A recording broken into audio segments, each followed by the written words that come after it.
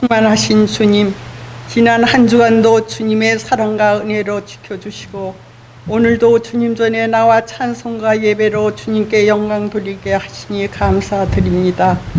예배를 드리는 우리 교인들 한 사람 한 사람 품어주시고 주님의 크신 사랑과 축복으로 채워주시옵소서. 주님이 세우신 평화의 교회가 힘들고 어려울 때일수록 고난 가운데서 주님의 뜻을 담아내기에 힘쓰는 교회 되게 하옵소서. 목사님을 기억하시고 모두에게 은혜가 넘치게 하시고 온 마음과 뜻과 정성을 다하는 예배가 되게 하옵소서. 주님, 또한 우리 민족이 평화 통일을 위해 가는 길이 험난해도 한반도의 평화의 길은 중단할 수 없는 우리의 미래입니다.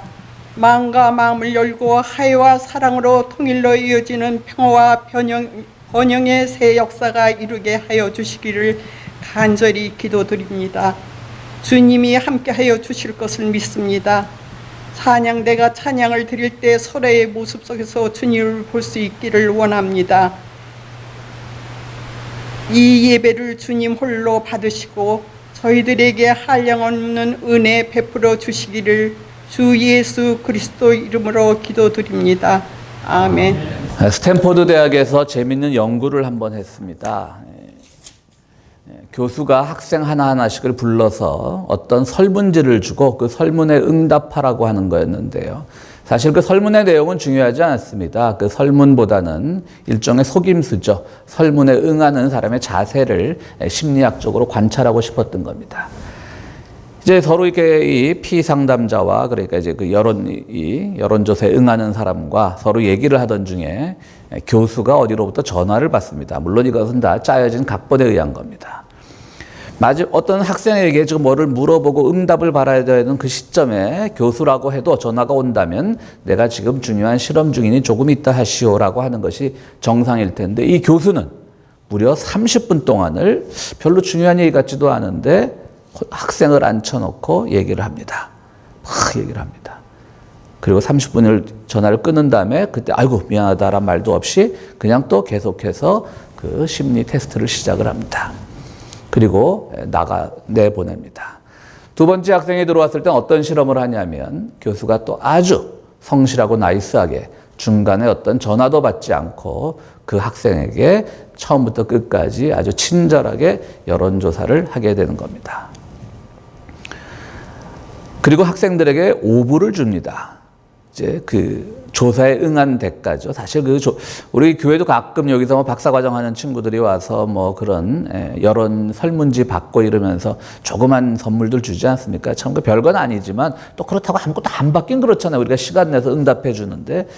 그래도 그렇지 스탠포드 대학에서 교수가 학생들한테 오불 주는 건 좀 그렇습니다. 그 사람은 연구비 많이 받았을 텐데 이건 중요한 건 아니고요. 그 오불이라는 얘기를 보고 제가 너무 조금 준다 이 생각을 해봤습니다. 그런데 어떤 실험이냐면요. 오불을 넣은 봉투에 한 3, 4불 정도를 더 넣습니다. 그러면 7, 8불이거나 한 9 내지 10불을 더 넣어서 마치 잘못 들어간 돈처럼 그렇게 학생들에게 줍니다. 자, 그러면 여러분 그 학생들이 어제 5불 받기로 이 상담에 5불 받기로 했는데요 라고 하면서 나머지 돈을 돌려줘야 되는 게 정상이죠. 그런데 여러분들 쉽게 맞출 수 있을 것 같아요. 어느 그룹에서 돈을 정직하게 더 많이 돌려줬을까요? 그러니까 굉장히 교수가 교양 없이 막 중간에 30분씩 쓸데없는 전화하다가 학생에게 다시 상담을 한 그 케이스와 교수가 처음부터 끝까지 아주 신실한 태도로 했던 그 케이스와 어느 그룹의 학생들이 더 남은 잘못 들어왔습니다라고 돈을 돌려줬을까요? 그렇죠. 신실했던 사람인 겁니다. 그러니까 참 우스갯소리지만 미국 대학도 이거 연구비 굉장히 나간 연구일 텐데 그거 꼭 연구를 해야 하나. 상대방 기분 나쁘게 하면 저쪽에서도 기분 나쁘게 하는 거죠. 그죠? 그러니까 그 굉장히 불쾌하게 그 여론조사에 응했던 그 학생 그룹에서는 돈이 남았습니다라고 하고 돌려주는 비율이 14%밖에 안 됐답니다. 나머지 그러니까 얼마입니까? 86%는 5불 준 것도 별로 크지도 않은데 몇 불 내가 더 먹고 말지 이런 마음을 가지는 것이죠. 반대로 굉장히 교수가 나이스하게 진행한 그룹에서는 한 70% 이상이, 거의도 뭐 100% 반환한 건 아니고요. 70% 이상이 교수님 돈이 잘못 들어왔는데 전 5불 받기로 했는데 뭐 8불이 들어왔습니다. 라고 돌려줬다고 하는 겁니다. 말씀드렸듯이 뭐 그렇게 우리가 살면 다 경험하는 일들이죠. 그게 꼭 연구가 있어야 되나 싶기는 한데요. 상대방을 불쾌하게 하면 불쾌함을 당한 사람도 불쾌한 것으로 응답하는 것이 어쩌면 인지상정일 것입니다. 그러나 이러한 실험이지만 또 우리가 세상 살아갈 때 상대방이 누군가에게 나에게 호의를 베풀면 나도 호의를 베풀 수 있는 것이고요. 그가 나에게 불쾌하게 대하면 저도 불쾌하게 대할 수밖에 없는 것인데 이 경우 같은 경우에서 우리가 그럼 누가 더 손해냐는 거죠. 어찌 보면 그 3, 4불 아주 작은 돈에 양심을 판 사람들이 더 손해가 되는 거죠. 아무리 상대방이 불쾌하게 나를 상대했다 할지라도 그깟 3불, 그깟 4불 그냥 내가 돌려주고 말지 이런 마음을 가지는 것이 더 정직한 것이지 결국 그 사람이 나를 불쾌했다고 해서 나도 똑같이 그에게 응대한다라고 하면 사실은 손해보는 쪽은 대응하는 쪽이죠. 교수 입장에서는 뭐 어차피 그게 학생들을 가지고 뭐 심하게 얘기하면 데리고 놓은 거고요. 그런 학생 입장에서는 마음도 상했고 결과적으로 그 교수는 또 심리학 논문을 썼을 거 아니에요. 그럼 거기서 완전히 부도덕하고 부정직한 학생으로 소개될 것이고 물론 익명으로 다 처리했겠지만요. 그런 점에서 결국은 우리가 세상을 살아갈 때 상대방에 의해서 불쾌함을 당하건 혹은 호응을 당하던 간에 호의를 가지고 접대를 당하건 간에 중요한 것은 우리들이라고 하는 것이죠. 우리들이 결국은 어떠한 생각과 어떠한 가치관을 가지고 살아가는 게 중요하다는 거죠. 우리 예수님이 그런 말씀하시지 않습니까? 누군가가 너희를 위하여서 칭찬할 때를 조심하여라. 옛날 예언자들도 그러다가 많이 당했다 이런 말씀을 하시잖아요. 그렇죠? 누군가 우리를 칭찬하면 사실 기분 좋습니다. 그런데 그 칭찬에 대해서 우리가 거기에 현혹된 나머지 정말 그 칭찬 때문에 우리가 하지 말아야 될 일을 하고 또 우리가 추구하지 말아야 될 가치관을 그 칭찬에 덫에 걸려 빠져버린다면 그것 또한 좋지 않을 것이고 반대로 이 경우처럼 누군가 나를 불쾌하게 대한다고 해서 그럼에도 불구하고 나는 내가 지켜야 될 가치관이 있는데 그렇지 않고 나도 똑같이 불쾌하게 그를 대응한다라고 하면 그것 또한 우리의 손해인 것은 마찬가지입니다. 그렇습니다. 우리 역사에 보면 독립운동을 하던 사람들이 나중에 변절을 하는 경우가 많이 있습니다. 물론 독립운동 하던 사람들이 다 선한 사람들이고 다 의로운 사람 아니겠죠. 같이 독립운동 하다 보면 그 안에서 갈등도 있고 인간적인 번민도 있고 많이 있죠. 그래서 난 독립운동을 더 이상 못하겠다라고 하면 그냥 초야에 묻혀서 조용히 살아가면 될 텐데 그렇지 않고 대부분의 사람들은 변절자의 길을 가게 되는 겁니다. 사실은 그가 추구해야 될 최고의 가치는 조국의 독립이었는데 그 과정에서 조금 갈등이 있고 누군가로 인해서 내가 대접을 잘 못 받았고 누구한테 인정을 못 받았고 누군가 때문에 화나는 일이 있다고 하면 독립운동을 접고 그냥 조용히 그 일선에서 물러나면 될 터인데 그렇지 않고 그들은 변절자의 길을 가기가 쉽습니다. 우리 군사독재 시절을 경험했던 우리 조국의 민주화 운동 과정에서도 마찬가지죠. 민주화 운동을 하다 보면 서로 우리가 진보는 분열로 망한다는 그런 우스갯소리도 있듯이 서로 이념 차이 때문에 서로 삿대질하고 정말 다시는 안 볼 것 같은 원수가 되는 경우도 있죠. 섭섭하죠. 인정 못 받으면 정말 억울하죠. 내가 너보다 더 많이 운동을 했고 더 많이 고통을 당했는데 막 새로 치고 올라오는 젊은이들이 막 뭐라 그러면 불쾌하죠. 그러면 이제 내 시대는 갔구나. 나는 조용히 이제는 시민들 속에 들어 조용한 시민운동을 하든지 농민운동을 하든지 이런 식으로 일선에서 물러나면 될 터인데 우리 역사를 보면 그렇지 않지 않습니까? 오히려 보수적인 앞잡이가 되어서 극악한 행동을 하는 사람들 중에 민주화 운동가 출신들이 많다라고 하는 것이죠. 이것 역시 정말 그들이 추구해야 될 가치가 무엇인지 그들이 평생 간직해야 될 이념이 무엇인지보다 생각하기보다는 내가 사람에게 어떤 대접을 받았어, 내가 무엇 때문에 불쾌했어 라고 하는 자기 마음이, 자기 감정이 더 앞섰을 때 이러한 우리는 되돌리지 못할 잘못에 빠져들게 되는 것입니다. 청소년기 자녀들도 부모들에 대한 불만이 있으면 나 삐뚤어질 테야 그러고 일부러 삐뚤어져서 탈선하는 청소년들도 있고요. 심지어는 자기 딴에는 상대방에 대한 보복이라는 생각으로 억울한 일을 당했을 때 목숨을 끊는 그런 사람들도 있습니다. 다 의미 없는 일입니다. 우리가 세상을 살아가는 것은 결국 우리가 무엇을 추구하느냐, 그것이 더욱더 깊은 가치인 것입니다. 예수께서 제자들의 발을 씻기신 후에 이제 제자들도 좀 흥분이 가라앉았겠죠. 저 양반이 왜 우리 발을 씻기고 그래? 그러다가 이제 흥분이 가라앉았을 때 예수께서 뭐라고 말씀하시냐면 이 중에 나를 배반할 사람이 있다라고 얘기합니다. 그러니까 사람들은 서로 누군지 모르니까 도대체 누구지? 그러고 예수님이 사랑하시는 제자라는 그 별명을 가지고 있었던 요한은 직접 물어보기도 합니다. 그 사람이 누굽니까? 그리고 서로 저는 아니죠. 우리가 그 유명한 최후의 만찬 그림 보면 제자들이 다 막 서로 웅성웅성하는 그런 그림들이 많지 않습니까? 화가는 달라도 그 12명의 제자와 예수님이 13명이 딱 점잖게 앉아서 먹는 그런 그림은 없습니다. 여러 화가가 그렸어도 다 똑같이 서로 웅성웅성 누굽니까? 혹은 또 나를 지칭해서 하시는 말씀은 아닌가? 자책감이 드는 사람들도 있을 것이고, 그래서 막 웅성웅성합니다. 그때 예수님께서 이렇게 말씀하시죠. 내가 이곳에서 지금 빵을 적셔서 우유에 적시건 습에 적시건 적셔서 그것을 건네주는 사람이 바로 나를 배신할 사람이다. 나를 팔아넘길 사람이다 얘기를 합니다. 우리는 성경의 내용을 잘 아니까 그게 더 말하지 않아도 가룟 유다라는 걸 잘 알지만 그 당시 제자들이야 알았겠습니까? 그러니까 서로들 이제 응시하고 있는 것이죠. 그런데 예수님이 그 빵을 적셔서 유다에게 줍니다. 그리고 유다에게 이렇게 말합니다. 가서 네 할 일을 하여라. 그런데 그 다음 오늘 우리가 읽은 본문 중에 그 뒤에 보면 참 재미있는 부분들이 나옵니다. 분명히 예수님이 설명을 하셨거든요. 내가 빵을 적셔서 건네줄 사람이 바로 나를 배신할 사람이다. 그리고 그들이 보는 눈 앞에서 바로 유다에게 빵을 건네주셨거든요. 그럼 그 다음 결론은 뭡니까? 유다가 배신자구나 라고 해야 될 텐데 제자들은 전혀 깨닫지 못합니다. 가서 네 할 일을 하여라 하는 그 말에 빠져서 그게 무슨 말이지? 그래서 제자들은 어떻게 생각했다 그러죠? 오늘 본문에 따르면 가룟 유다가 그 예수님 그 제자 공동체의 재정 담당이었으므로 혹시 우리에게 필요한 물건을 사러 심부름을 시킨 건가? 아니면 가서 가난한 사람들을 구제하고 돌아오라고 시키신 것인가? 이렇게 생각을 한다는 겁니다.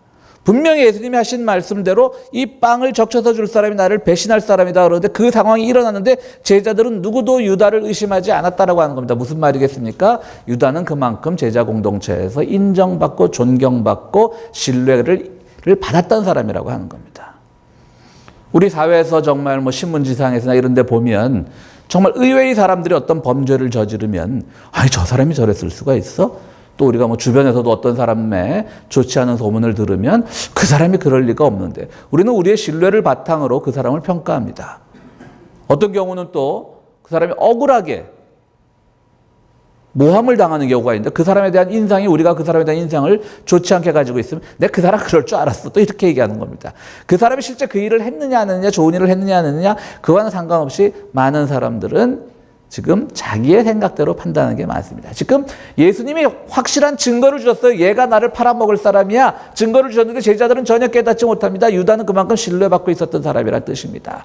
누누이 말씀드렸지만 예수님 제자 그룹에는 마태라고 하는 세무공무원 출신의 제자가 있었음에도 불구하고 그러면 돈에 굉장히 밝은 사람임에도 불구하고 마태가 회계 장로를 맡지 않았어요.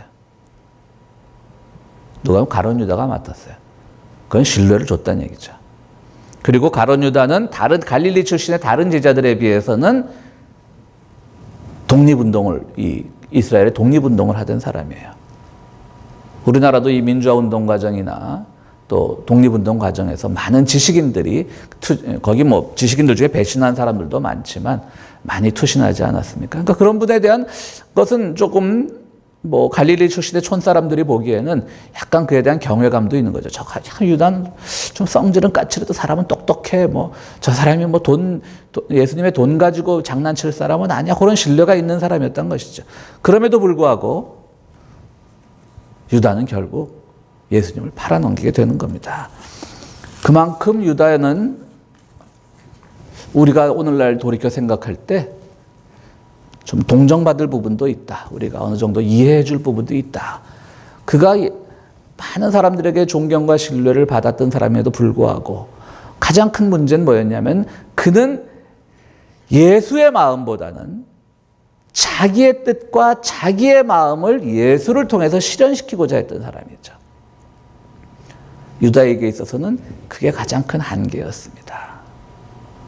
예수가 무엇을 생각하는지, 예수가 궁극적으로 추구했던 이념, 신념이 무엇인지를 생각했어야 되는데 유다는 자기가 그만큼 똑똑했고 주변에 많은 제자들이 예수님 다음으로 신뢰를 했을 것이고 그러다 보니까 예수라고 하는 사람을 하나의 허수아비로 생각하게 되고 자신이 예수 공동체에서 자신의 뜻을 추구해 나가려고 하는 그런 욕심이 있었던 사람인 것이죠. 유다의 한계가 바로 그것입니다.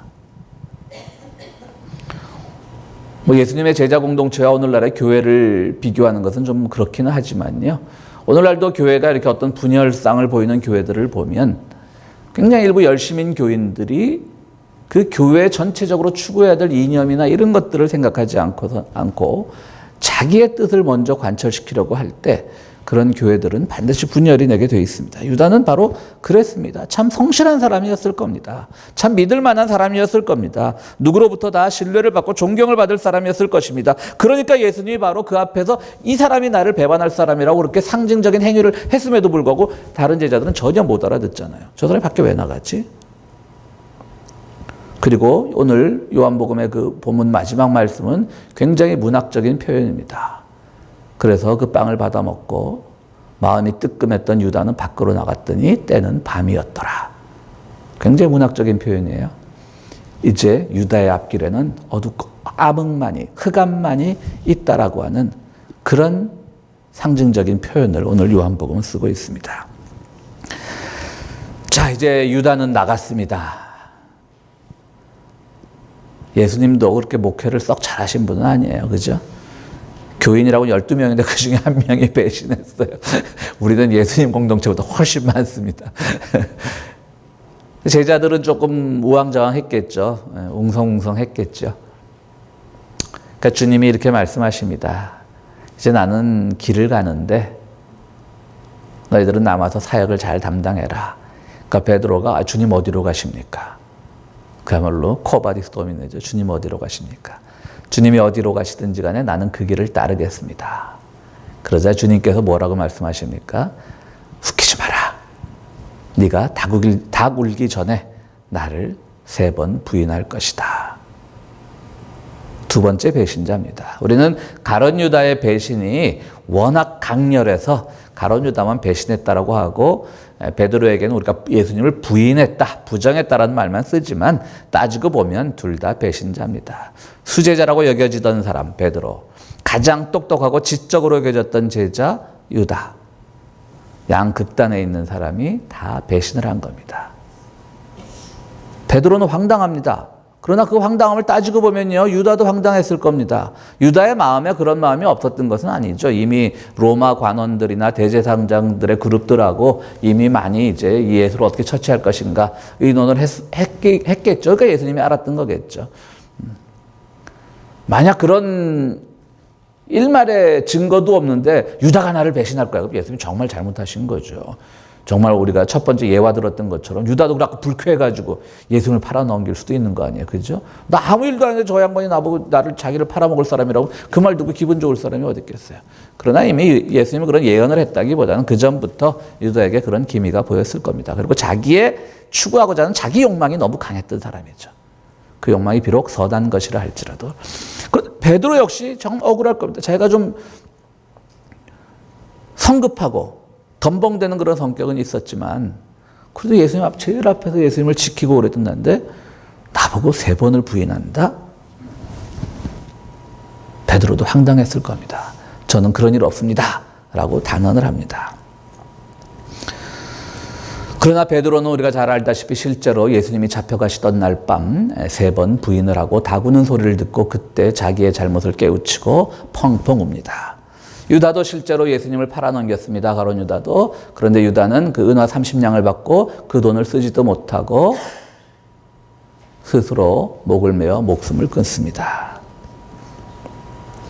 베드로는 자신의 배신을 깨닫고 거듭났다면 유다는 어떻게 우리가 설명을 해야 될까요? 끝까지 자기가 더 예수님보다 멋있어지려고 한 사람입니다.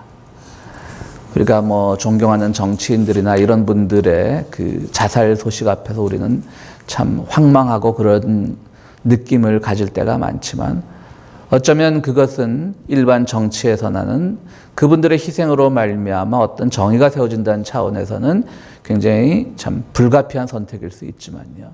이 자리에서 유다는 전혀 그렇지가 않죠. 유다는 끝까지 예수에게 많은 후한 점수를 주기 싫었던 겁니다. 그래, 나 배신했어. 그래? 그것은 옳은 행동은 아니야. 그렇다면 내가 내 목숨으로 당신을 배신한 죗값을 내가 스스로 치를게 라고 하는 정말 이 동전의 양면인데요. 어떻게 보면 굉장히 멋있는 행동 같죠. 그러나 유다는 끝까지 자기를 중심에 두려고 했던 사람입니다. 유다의 행위에는 어쩌면 예수님에 대한 복수의 마음이 숨어 있을 겁니다. 내가 그토록 당신을 앞세워서 우리 이스라엘의 독립과 민중혁명을 위해서 열심당이란 당에서 활동하면서 당신을 그렇게 앞세워서 어떤 혁명적인 노선으로 가게끔 내가 그렇게 많이 자문을 했었는데 왜 당신은 끝까지 그것을 받아들이지 않았느냐 라는 그런 예수에 대한 배신감, 복수의 마음이 숨어 있었을 겁니다. 그러나 베드로는 다구는 소리에 자신이 얼마나 말만 앞세웠던 허약한 인간인가를 알고 있었습니다. 그것이 오늘 우리 이 본문 중에서 두 배신사자에 주는 그런 차이입니다. 한 사람은 어찌 보면 자기의 목숨을 잃었지만 끝까지 자기를 중심에 두려고 하였고, 반대로 베드로는 다구는 소리, 한낱 미물 우는 소리에 눈물을 펑펑 흘리면서 내가 얼마나 나약한 인간인가를 깨우치게 되는 겁니다. 그리고 베드로는 초대교회의 위대한 사역자가 되어서 교회를 퍼뜨리는 데 굉장히 큰 공헌을 세우게 되는 것입니다. 마태복음 23장에 보면 오늘 마음과 목숨과 뜻을 다하여 하나님을 사랑하라고 되어 있습니다. 오늘 권사님도 기도 본문 중에 그런 말씀이 있으셨는데요. 마음이란 건 그대로 마음입니다. 그러면 목숨이란 건 뭐냐면 우리가 그냥 목숨이 아니라 영혼 같은 겁니다. 사람을 사람 되게 하는 그런 영혼 같은 겁니다. 죽기까지가 아닙니다. 이 본문에서는. 마태복음 22장 본문에서는요. 영혼 같은 겁니다. 우리가 항상 무엇이 옳은가를 생각해야 되는 것이고, 뜻은 뭐냐면요. 옳고 그름을 구분하는 이해력입니다. 그것을 다 가지고 우리가 예수님을 섬기는 겁니다. 그러다 보면 우리가 예수님을 섬기는 과정에서 손해볼 수 있습니다. 억울할 수 있습니다. 억울하죠. 우리 조그만 교회 다니는데 왜 우리는 별로 그렇게 교인 축복도 안 하고 맨날 뭐 대형 교회만 축복하고 억울하죠. 그런데 우리 억울할 거 하나 또 없습니다. 우리는 우리의 가치관과 우리의 신념과 우리의 믿는 바와 주님이 가르치신 것이 무엇인가를 판단하는 판단 능력을 가지고 살아가는 겁니다. 그 과정에서 우리가 좀 손해를 볼 수 있습니다. 억울함을 당할 수 있습니다. 축복하는데 축복 못 받을 수 있습니다. 여기서 말하는 진정한 축복은 주님이 주신 축복은 받겠죠. 그러나 오늘날 교회 문화에서 많이 왜곡된 그런 물질적인 축복 이런 것들을 우리 못 받을 수 있습니다. 그럼에도 불구하고 나 못 받았으니까 예수님 당신도 당해봐 라고 하면 그 스탠포드 대학의 피실험자들과 뭐가 그리 다르겠습니까? 우리는 우리를 믿는 바를 향해서 나가면 되는 겁니다. 여러분들 최근에 그 나이키 유명한 운동용품 특히 신발로 유명한 나이키 회사가 그 유명한 그 슬로건이 Just do it 그냥 쉽게 말하면 할 수 있다라는 의미도 될 거고요.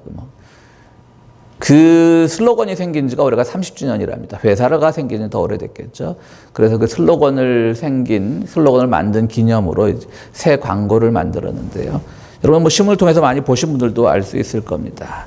그 사람이 누구냐면 캐퍼닉이라고 하는 샌프란시스코 49ers죠. 그 49번 49ers의 그 쿼터백을 맡고 있던 캐퍼닉, 유명한 사람이죠. 이 사람이 왜 유명하냐면 얼마 전에도 오늘 제가 주보에 그 목회 서신에도 썼습니다만은 하여튼 미국에서 이 흑백 차별로 인한 흑인들의 총기 사고로 인해서 경찰이 무차별 발사한 것으로 인해서 죽는 사람들이 계속 일어나니까 그 당시에 2년 전에 이 캐퍼닉을 중심으로 미식 축구, 아메리칸 풋볼 할 때 시작할 때 미국의 국가가 연주될 때 나는 이 나라의 국가가 전혀 자랑스럽지 않다라고 해가지고 국가를 따라 부르거나 국기에 대한 예의를 갖추지 않고 무릎을 꿇으면서 저항했던 것이 있죠. 그거를 제일 선도했던 사람이 캐퍼닉입니다. 그러자 이 또 트럼프 대통령 뭐라 그랬죠? 거의 뭐 대통령으로서 할 수 없는 아주 쌍욕을 하면서 저런 사람들은 계약하지 마라. 그러니까 미국이라는 나라도 참 특이해요. 그죠? 그런 거 보면. 그게 분명히 압력인데 이 캐퍼닉이 진짜로 어느 풋볼팀하고도 계약이 안 됐습니다. 그런데 나이키라고 하는 그 신발 회사가 이번에 그 Just Do It이라고 하는 그 슬로건을 만약 30주년 된 기념으로 이 캐퍼닉을 광고 모델로 썼습니다. 어떻게 보면 또 그것이 미국의 장점일 것 같기도 하고요. 대기업이 정부가 어떤 형태로든지 뭐 세무조사로든지 어떤 형태로든지 압력을 가할 수도 있을 터인데 풋볼팀들은 캐퍼닉하고 재계약하지 말라니까 아무도 캐퍼닉하고 재계약을 하지 않아서 그는 낭인이 되어 있는데 나이키가 그 사람을 광고 모델로 썼습니다. 제가 이 말을 하는 이유는 뭐냐면요. 저는 오히려 그 광고 포스터에 나오는 그 말 자체가 굉장히 신앙적이란 말이 생각되더라고요. 영호 장로님 그만 조시고. 영호 장로님?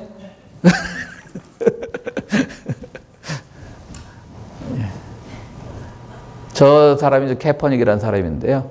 저는 저 포스터를 만든 나이키사도 참 대단하다고 생각이 들지만 저 구호가 저거 뭐 많은 그 나이키 같은 큰 회사의 광고 카피라이터들이 정말 몇 달을 연구해서 만든 광고 카피라이터겠죠. Believe in something even if it means sacrificing everything. 뭔가를 믿어라. 뭔가를 믿는다라고 하는 것은 의역을 하면요. 뭔가를 믿는다라고 하는 것은 모든 것을 희생하는 한이 있더라도 희생한다 할지라도 뭔가를 믿는 것이 중요하다. 뭐 이렇게 우리가 의역을 할 수 있을 겁니다. 여러분 신앙이란 것도 그런 거 아닐까요? 베드로는 뭔가를 믿으면서 결국 자기 희생의 길을 갑니다. 가룟 유다는 역시 배신했지만 그는 끝까지 자기를 지키려고 했습니다. 일본 사람들처럼 그는 스스로의 목숨을 끊으면서 자기의 숭고함을 끝까지 간직하려고 했을지도 모릅니다. 그러나 베드로는 오히려 부끄러운 것도 무릅쓰고 그냥 펑펑 울면서 자기를 희생하면서 결국 주님의 길을 가게 됩니다. 그렇습니다. 저는 이 나이키 회사의 광고 카피가 오늘 우리들의 신앙에 있어서도 매우 중요한 카피라고 생각이 됩니다. 오늘 우리는 예수를 믿으면서 꽃길만을 가기를 원하십니까? 예수가 다 나에게 뭔가를 해주시길 원합니까? 예수가 오냐 너 참 잘한다 그리고 우리를 토닥거려주길 원하십니까? 그렇지 않을 겁니다. 때로는 예수를 믿는 것 때문에 우리가 모욕을 당할 수도 있고 예수를 믿는 것 때문에 일이 잘 풀리지 않아서 불쾌함을 당할 수도 있고 예수를 믿는 것 때문에 우리는 금전적으로 손해를 봐야 될 때가 있고 예수를 믿는 것 때문에 우리는 남들에게 하는 수 없이 정말 내 것을 챙기고 싶은데도 남에게 하는 수 없이 양보해야 될 때도 있을 겁니다. 그때 내가 예수 믿고 뭐가 좋아졌어? 라고 말을 하면서 그 길을 포기한다면 그것은 결코 예수에 대한 복수도 아니고 보복도 아니고 자기가 망가지는 일인 겁니다. 사랑하는 성도 여러분, 주님을 믿는다는 것은 참 좋은 일입니다. 그러나 참 어려운 일입니다. 그러나 그 궁극은 결국은 우리가 이기는 일입니다.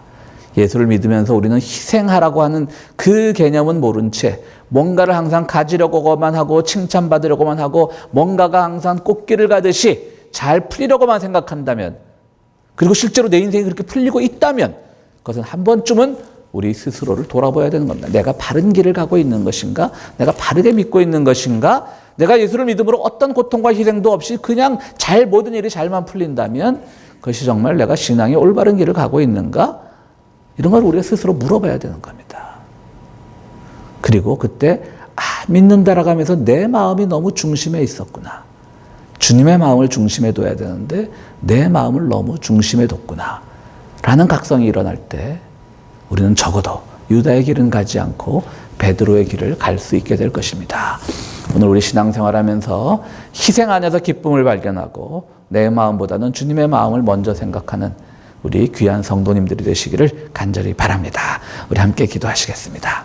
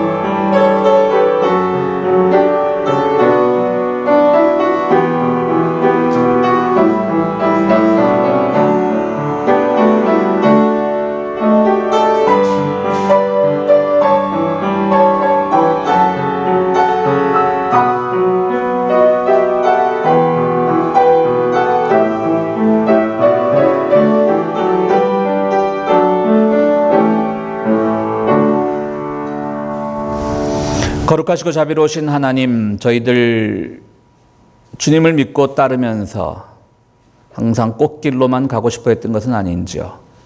때론 저희들 주님한테 섭섭할 때 많이 있습니다. 잘 믿는다라고 했는데 나에게 다가오는 것은 화려한 열매들이 아니라 오히려 더 많은 가시밭길이 내 앞에 있었고, 주님을 믿으면 모든 것이 만사 형통할 줄 알았는데 오히려 많은 장애물들이 생겼음도 고백합니다.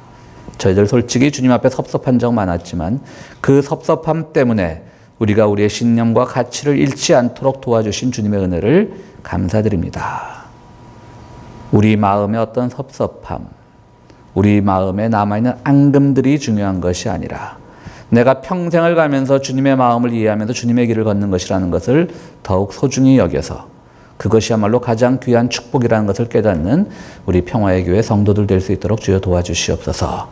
귀한 예물을 가지고 나온 손길들이 있습니다. 주님이 예물 바칠 때에 드리는 손길마다 주의 은총 더하시고 기쁨의 삶을 살 수 있도록 인도하여 주시옵소서. 예수 그리스도 이름으로 기도드리옵나이다. 아멘.